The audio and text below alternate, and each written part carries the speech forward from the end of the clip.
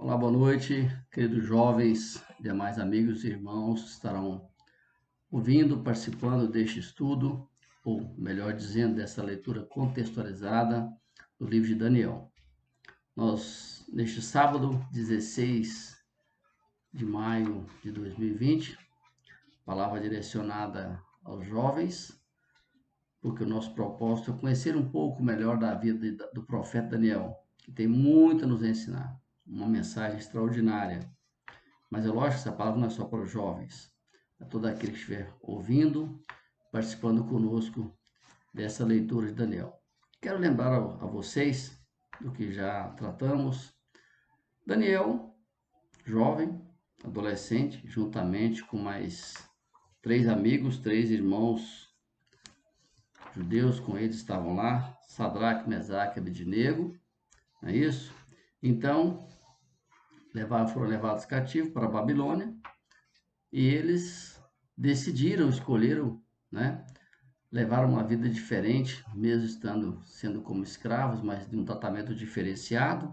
Estavam a serviço do rei, foram preparados para estar diante do rei, para servir o rei e ali poder, então, perder toda a cultura, todo o conhecimento que tinham do seu Deus, do seu povo, da sua cultura, desse processo de aculturação, e foram ensinados dentro da cultura babilônica. Só que esses 4 jovens não abandonaram o conhecimento de Deus, não abandonaram a sua relação com Deus, com Jeová, por quem eles colocaram a sua vida em risco, porque preferiram obedecer a Deus que obedecer ao rei.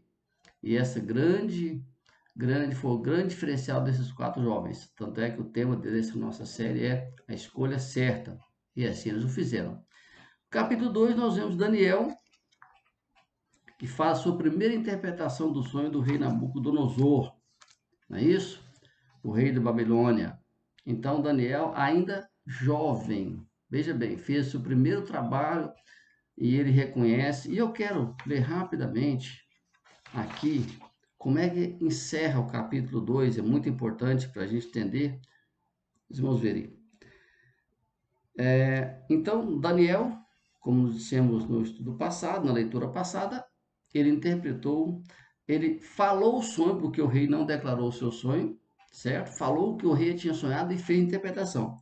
E olha então o que disse o rei Nabucodonosor, verso 46 do capítulo 2. Então o rei Nabucodonosor se inclinou e se prostrou com o rosto em terra diante de Daniel e ordenou que oferecesse a Daniel uma oferta de cereais e incenso. E disse o rei a Daniel: certamente o Deus que vocês adoram é o Deus dos deuses, o Senhor dos senhores, o Rei dos reis. Ele é quem revela os mistérios, pois você foi capaz de revelar este mistério. Então o rei agradeceu Daniel, lhe deu muitos presentes e lhe pôs como governador de toda a província da Babilônia. Também o fez chefe supremo de todos os sábios da Babilônia. A pedido de Daniel, o rei pôs Sadraque, Mesaque e Abednego como administradores da província da Babilônia. Mas Daniel permaneceu na corte do rei. Daí vocês veem como Deus age na vida daqueles que se dispõem, daqueles que escolhem caminhar segundo os propósitos de Deus, daqueles que escolhem obedecer a Deus, daqueles que escolhem caminhar com retidão e não se vender, não se entregar, não deixar a sua fé para trás. Então vimos o primeiro resultado. Daniel, ainda jovem, ele foi reconhecido e teve um alto cargo no governo, juntamente com seus três amigos, 3 irmãos de fé ali que estavam com ele. Já o capítulo 3 é importante salientar que não toca no nome de Daniel, mas há um relato extraordinário, porque fala também, vai mostrar no capítulo 3 a ação destes 3 jovens.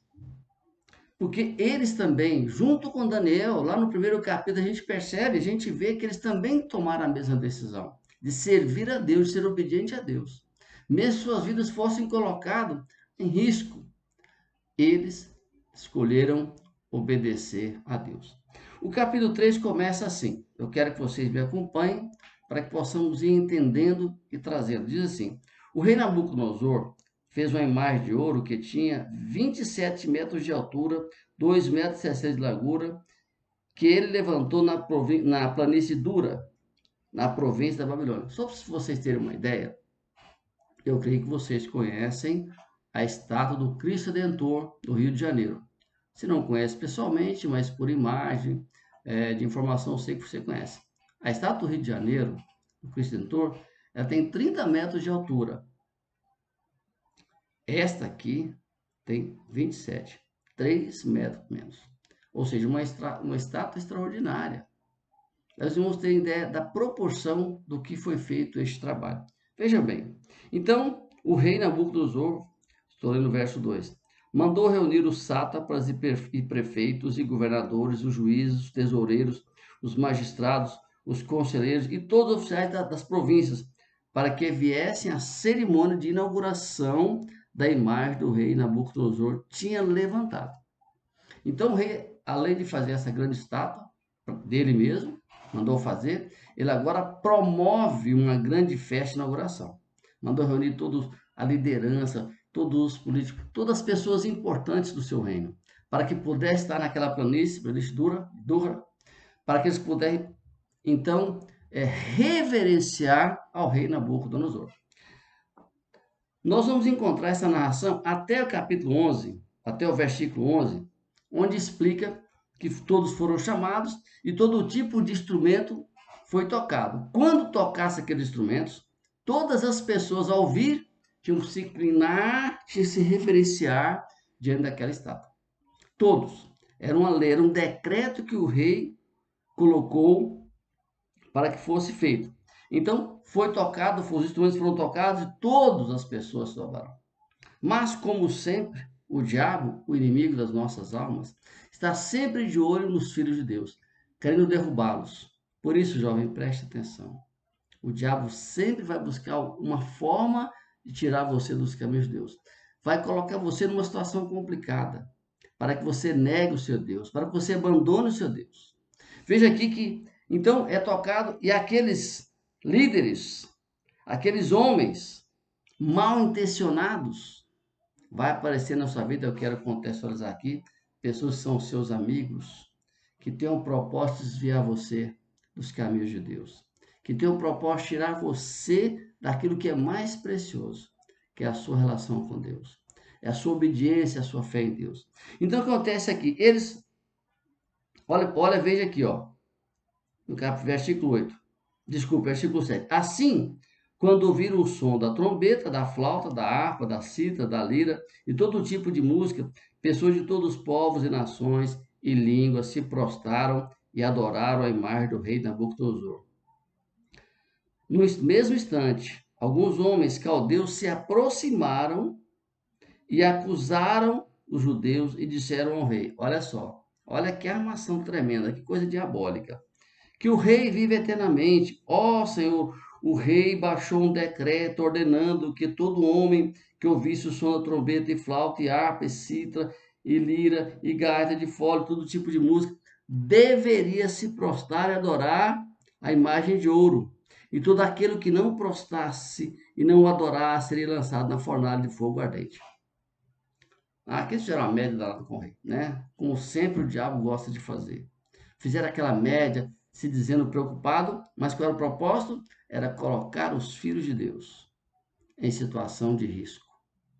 Em colocar os filhos de Deus de forma que eles pudessem negar ao seu Deus, para que eles pudessem obedecer. Olha o que eles falam no verso 12. Há uns homens judeus que o Senhor, ó rei, pôs como administradores da província da Babilônia, Sadraque, Mesaque e Abednego. Estes homens fizeram pouco caso do Senhor, ó rei, não prestaram culto aos deuses do rei, nem adoraram a imagem de ouro que o Senhor levantou. Ou seja, criaram uma fofoca, criaram uma situação constrangedora. Para quê? Com o simples propósito de desviar aqueles jovens, tirar aqueles jovens do propósito de servir a Deus, de obedecer a Deus, para que eles pudessem, então, desobedecer, colocando a sua vida em risco. O texto fala do verso 13 até o verso 15. Eles levam diante dele, o rei se enfurece. Mas como o rei já conhecia em parte, mandou chamá-los. Traz esses jovens aqui.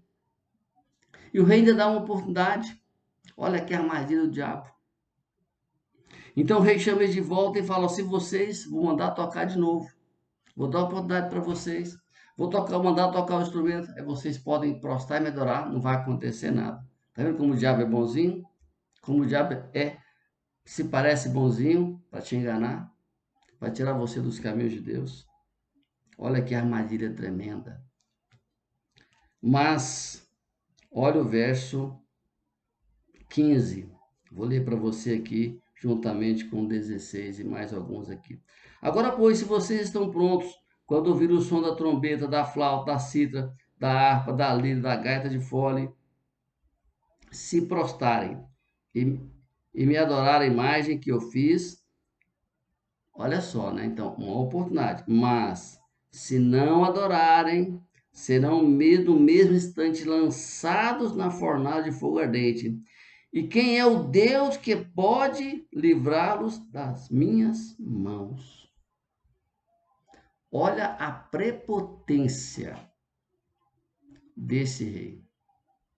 Aquele que havia tido uma experiência com Daniel, quando Daniel mostrou quem era o Deus dele. Agora se colocando numa arrogância, numa soberba, superior a Deus. Quem é o seu Deus que vai poder te livrar dessa fornalha? Sabe o que é isso, meu jovem? Muitas vezes o diabo coloca você na parede para desqualificar o seu Deus. Dizendo que é uma situação que você não pode sair dela. Nem Deus pode livrar. Ele vai com essa mentira e engana muito. E é isso que você tem que prestar atenção com as propostas que lhe aparecem. Muito cuidado. Nós vamos ver agora a seguir o resultado da escolha desses jovens. Qual foi a escolha deles? Obedecer ao rei ou obedecer a Deus? É isso que a gente vai ver em seguida, dando apenas um pequeno intervalo, e vamos iniciar já falando na sequência dessa decisão, dessa escolha e das suas consequências.